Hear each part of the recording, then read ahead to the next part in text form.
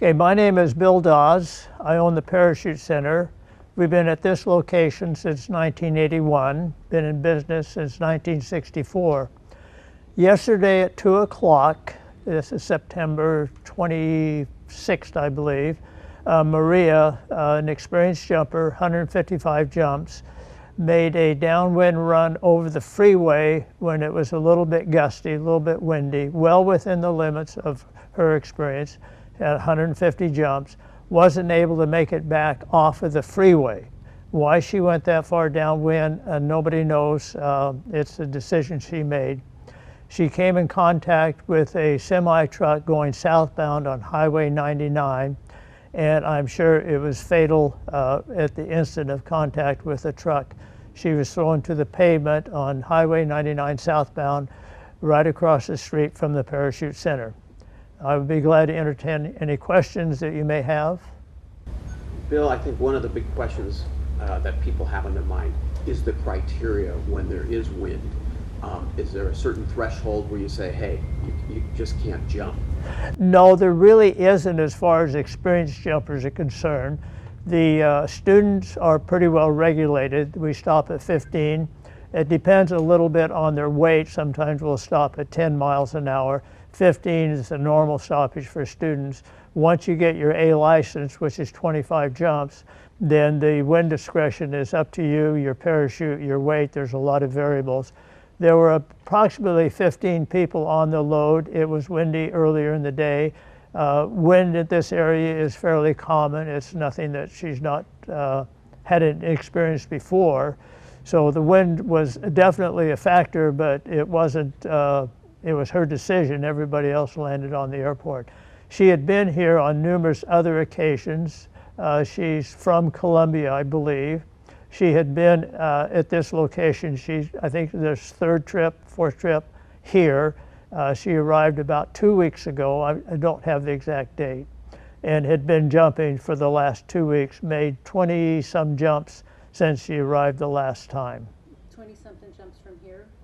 Well, she's had a lot more jumps from here than 20.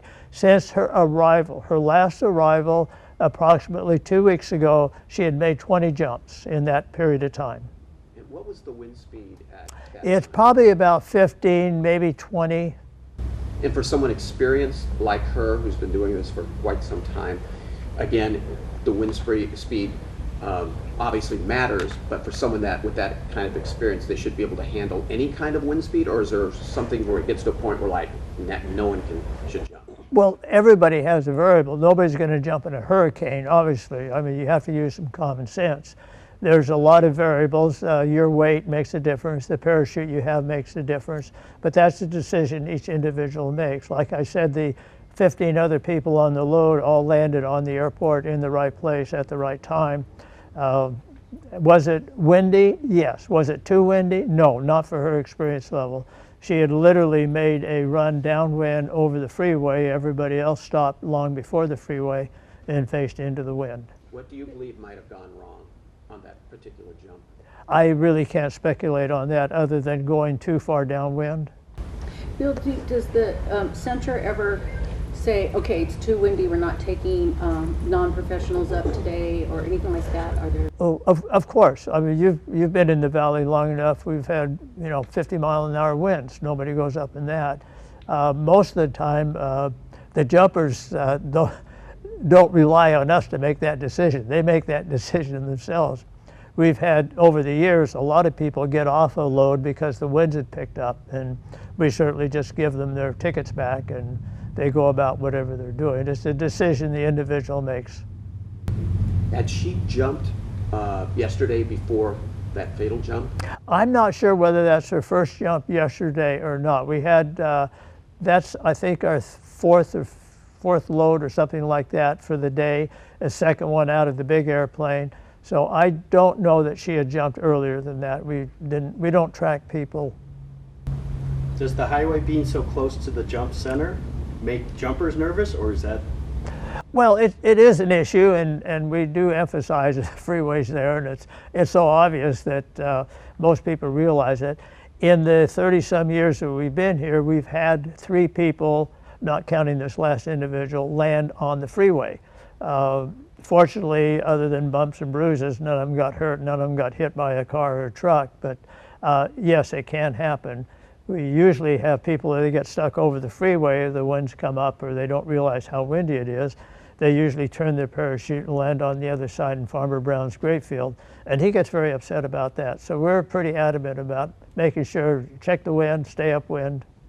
Is there anything you could do to move your landing center out further into the airport area, away from the freeway, or is that just a convenience thing? Or Well, I guess it really depends on how much money you have.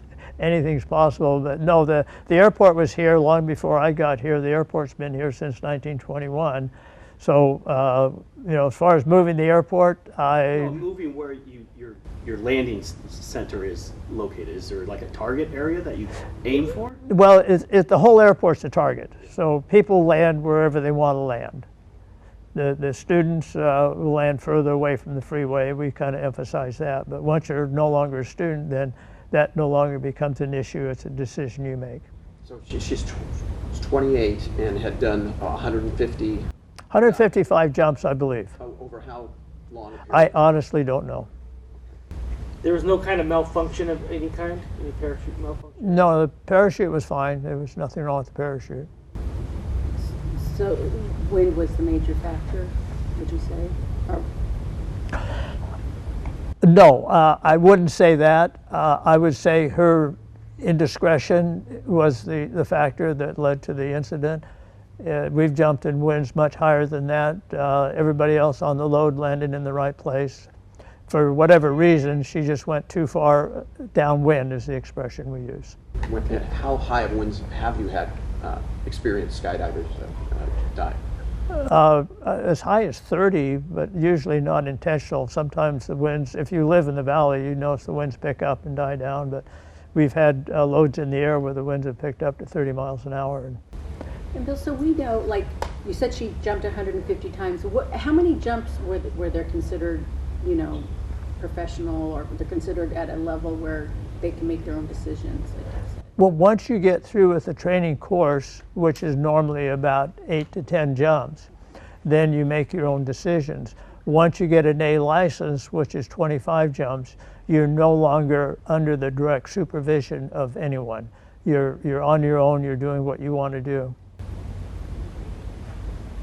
And what would you consider to be the threshold, to be too much for someone that is really experienced as far as the wind speed? You have to, there's so many variables, you can't answer that question. A person that's 280 pounds could jump in a much higher wind than someone that's at 150 pounds. So you've seen, like, just kind of give us an example, someone who's really experienced has been able to successfully land at what wind speed are we talking? I have no idea. I just don't keep track of it. So is the FAA contacting you? Oh, of course, yes. Anything dealing with aviation. Is it open today? Will there be jumpers? Yeah, we're open every day. The wind, as you can see in the low clouds, is not cooperating. So yes, we are open. We're open literally every day. We just can't control the weather.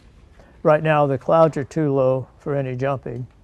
The winds are a bit gusty. I haven't paid much attention to them. Bill, I came a little late, but did you ever hear anything back from the federal government after the raid they had here early last week? Which federal government raid are you talking about? I've been raided by everybody. I don't know if this is included in this occurrence, but no, all the people, and it's very disgusting to me. I've written many letters, called many people, and absolutely no response at all from any government agency on the last raid or the raid before that or even the raid before that. We've been raided by everybody.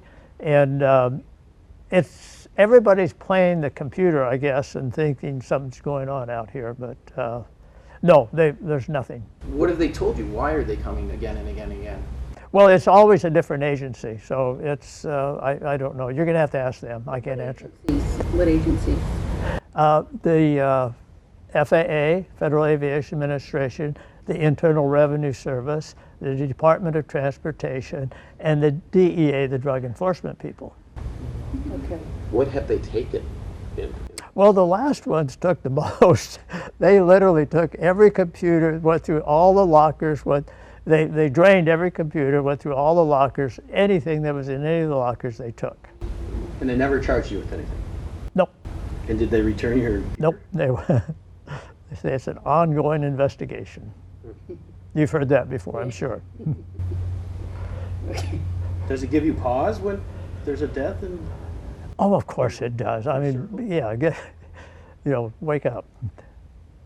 It's, sure, anything in the sport, even the person who got killed at the Grand Canyon a couple of weeks ago, that interested us. The plane death in Hawaii, skydivers in Hawaii, yeah, everything hurts us. It hurts the sport. But it's like Highway 99. How many people got killed out there yesterday? Just on Highway 99. We're not going to close the freeway.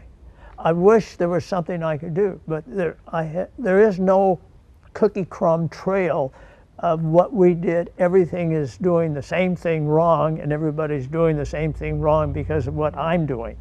It's not. Everything's a totally different aberration, or whatever you want to call it. I don't know. I can't answer that. there's no pattern. No yeah. Well, the pattern is they're at this location. There's fatalities at other locations too. And I'm sure they have the same interest as you guys have here. I understand this is a self-regulated business, but the USPA... No. It's not self-regulated. We have so many regulations. We fall under the auspices of the Federal Aviation Administration. We have regulations for how much time on the generators. No, even the parachutes. When a parachute is packed, who can pack it? We are covered. Are you a member of the USPA, though? Me personally, not at the present time. They kicked me out. Why is that? They kicked me out because I sold a ticket to the fatality, the tandem fatality, with no explanation. What do you mean you sold the ticket to the... I wasn't involved in the person's training. This is going really off in the left field, but it's okay. Wasn't involved in the person's training. Wasn't involved in the jump itself. The person, the fatality, both of them, had jumped before. They came out here, bought a ticket, went for a skydive, and the parachutes got tangled up, and they both died, unfortunately. It was about 2 years ago, do you remember? I'm not exactly sure, but it's been probably longer than that now. But That instructor, though, was he qualified to be doing tandem jumps? yeah, definitely. Thank you. Is that it?